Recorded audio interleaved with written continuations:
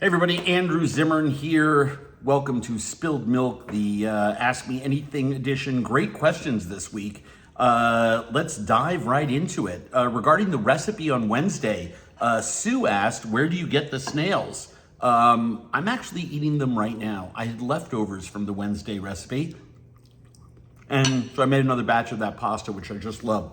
I bought 3 cans of the wild burgundy snails, extra large, on Amazon, where I have found I buy 99% of my stuff. Over the last couple of years, their food section, and they have separate divisions for Mexican food, Indian food, Japanese food, Thai food, Chinese food.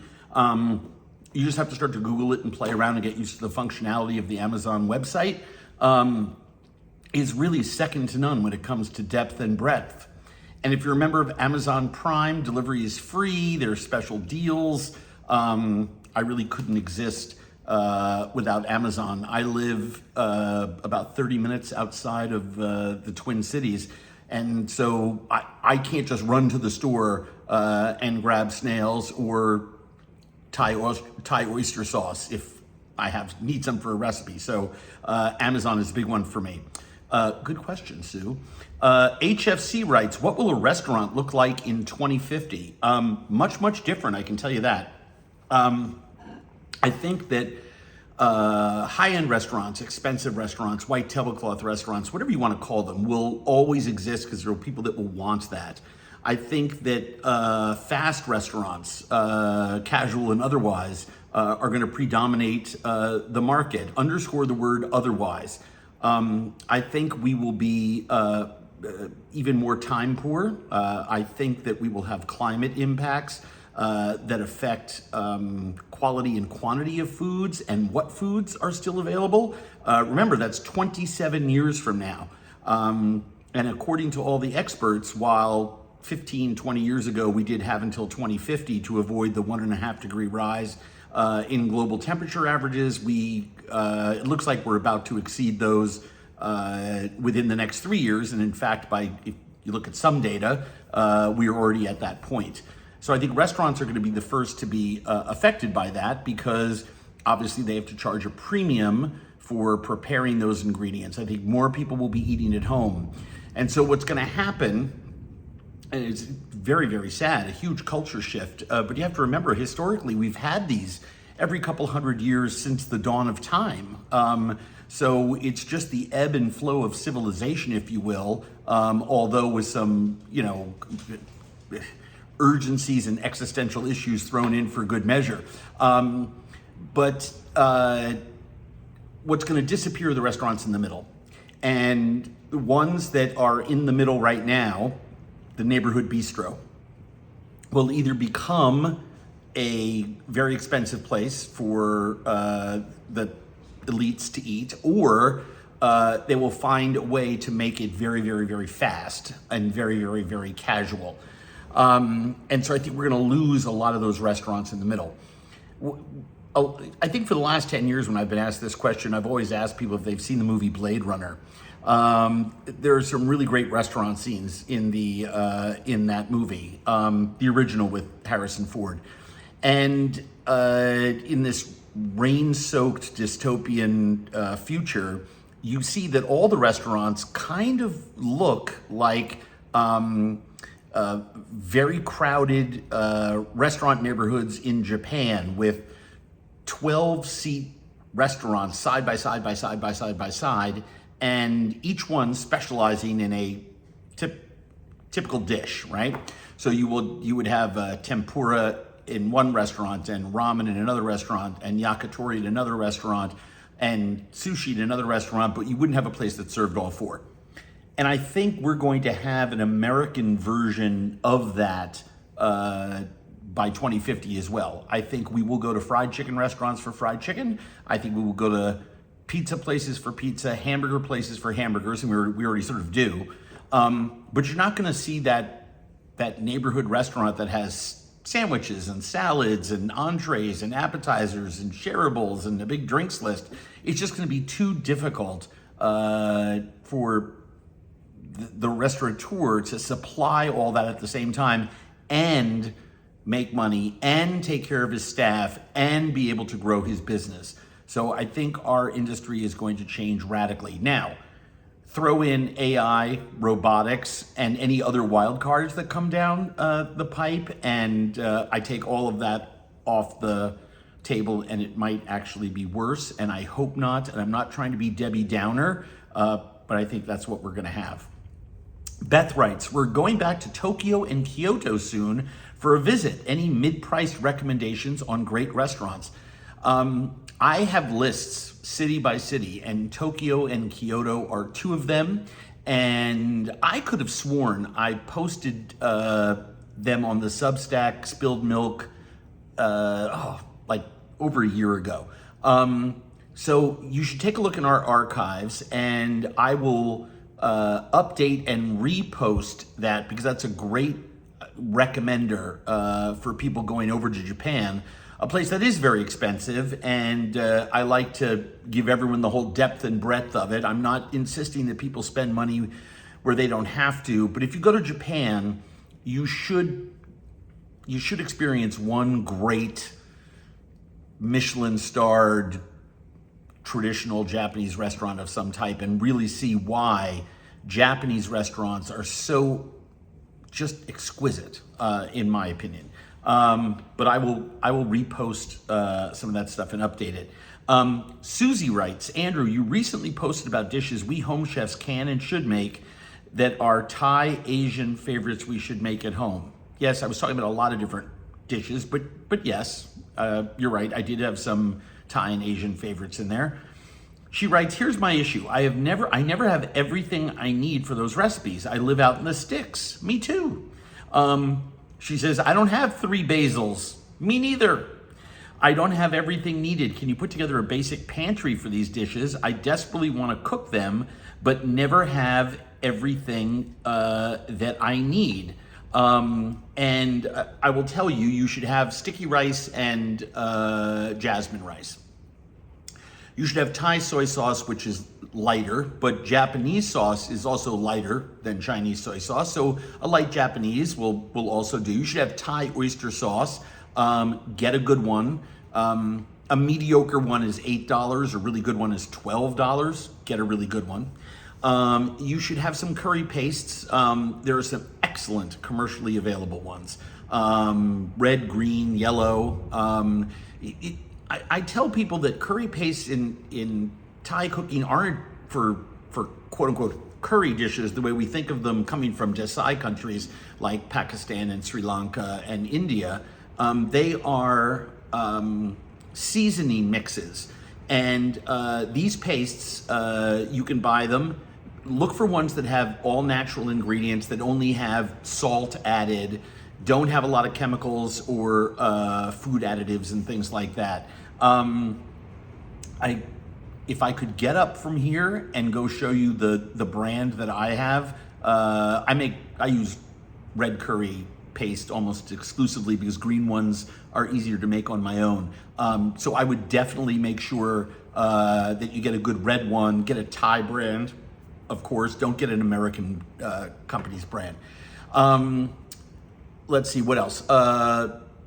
Palm sugar, which is made from coconut palms. They have a much different flavor. They are lower on a glycemic scale than white sugar or brown sugar.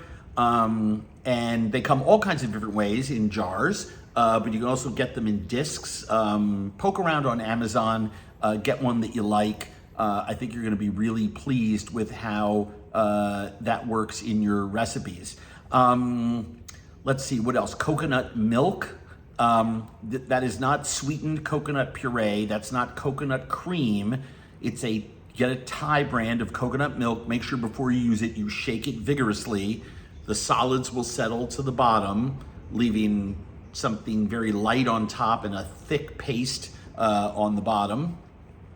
So by all means, give it a good shake and have that on hand. Now about Thai, hot chilies, very important. Thai chilies are available frozen and dried from Amazon. You need those.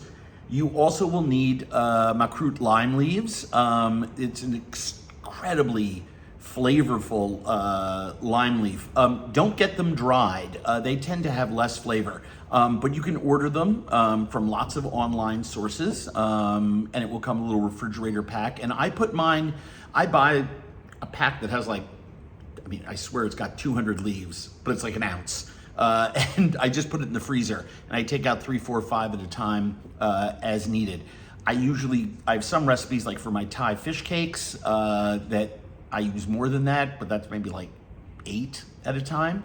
Yeah, get that. And let's see, what else? Oh, fresh limes, lemongrass, galangal and ginger. But galangal is an aromatic rhizome like ginger. It's much more fibrous. You can also order galangal online and have that delivered to you. And there's also really great websites. I subscribe to a lot of Japanese and Chinese ones, 1 or 2 Thai ones that I think are really, really excellent. Poke around and see what level of cuisine. Let me see if I can dive in here. There are a lot. There is a cool Thai pantry list on Serious Eats. Simply Suwanee, Suwanee, is great. Thai Food Online is a great one. Let's see. These other ones are all American. TastyThies.com. Anyway, if you have all those, you should be pretty good to go for just about anything. So take that for what. Let me see if I can close out of this. Take that for what it's worth. Just my recommendation. But if you have those things around, you can make just about anything. That way, when you do go into town, as I do, every, 2 weeks, I make a point on the way home from work to drive 15 minutes out of my way in both directions and stop by the Asian market and get fresh ingredients that I can't store at home. So I get galangal and I slice it and freeze it. I get Thai chilies and I put them in a Ziploc bag and freeze them. I get the Makrut lime leaves, I put them in a Ziploc and freeze them. And I get Thai basil. And what you can do is you get a lot of Thai basil, you can puree it with just a little bit of water. I know you're not gonna have the leaves in there, and then put them in an ice cube tray and pop the ice cubes out, and you can use those whenever you need to put Thai basil into a dish. Or you can simply freeze them, although they will blacken, they won't look the same, and some of the flavor lessens. But when I get Thai basil, that's the night that I make, Thai basil chicken or another sort of classic Thai stir fry. Barb writes, we're just back from a trip to Italy where we had some fabulous cannoli, Central Mercato in Florence. Oh, a great market. I'd like to try to replicate the pistachio cannoli that I had. Can you recommend a good recipe? Any tips for making them in a humid climate like Savannah? Well, if you bake, you should have silica gel packets. They're easy to buy online, and in the right sort of Tupperware type of device. The cannoli shells, once you bake them and cool them, can go into that tray, seal the top, drop a silica gel pack in there, and it'll keep it nice and dry. That way, your cannoli shells won't get humid. Now, I haven't had the pistachio cannoli in the place that we're going. So if it's pistachio cream, you would just take a traditional mascarpone filling for the inside of a cannoli and put pistachio paste, get a good Italian one, mix them together and put that in there, and then roll the ends and crushed pistachios. And there you would have it. I imagine that's what you had. The other thing that you can do is look up an Italian baking book or query that recipe on Google. One of the things that really is so amazing about our digital world is everyone who has a recipe for anything puts it up online. So pistachio cannoli would be a good one. Mark writes, cool to hear that you're a guitar player. My question is, how many pairs of glasses do you have? I don't get that, but I'm sure someday it will dawn on me. I don't know. I have about 50 pairs of glasses, but I have some that I have like 10 pairs of. I think I have 6 pairs of these. I love Caddis, Caddis. They're the place I've been buying a lot of glasses from. And guitars, I think I have 12. If that's what you were asking, and it was code. Susie writes, what do you do with the cookbooks you don't want? Asking for a friend. I don't keep the cookbooks I don't want. And I don't buy cookbooks I don't want. My cookbooks, at the office, I have a bookcase that's 12 feet high and about 40 feet long and has about, 5-6 layers. That's filled. I have a bunch in storage, and I have a couple hundred here at my house that I have. I got a lot of cookbooks, all of them great ones. And I'm gonna have to do something with them before I die so that my son doesn't give them away to randoms. That'll be an interesting thing. I think, Susie, at that point, we'll just put everything up on, everyone on Substack who subscribes will get a cookbook. Here's a comment from CPSP. It says, I am a public educator and your work inspires me to cook well for myself on low pay. That's awesome. Plus, it's such a great view into the world we may never get to see. Thank you. That is one of the reasons I do what I'm doing, and it's comments like that that make my day. You just made my day, so thank you. Speaking of quality food on a budget, my new line at Walmart, and this is not a plug here, although it's gonna sound like one, they're delicious. I designed them for people on a budget, and if you can get 1 or 2 quality frozen meals a week for $5.99, and that helps, in the convenience department where you don't have time to do something, that's great. I know when I had no money and in debt to everyone and really at my bottom, up from my bottom, but the first couple months I was sober, I cooked, and I could roast a chicken. Half of it was dinner one night. The other half was 2 sandwiches for, lunch on day 2, lunch on day 3. And then all the bones got turned into broth and soup with all my vegetable ends. And that's really where I learned how to be less wasteful. Thank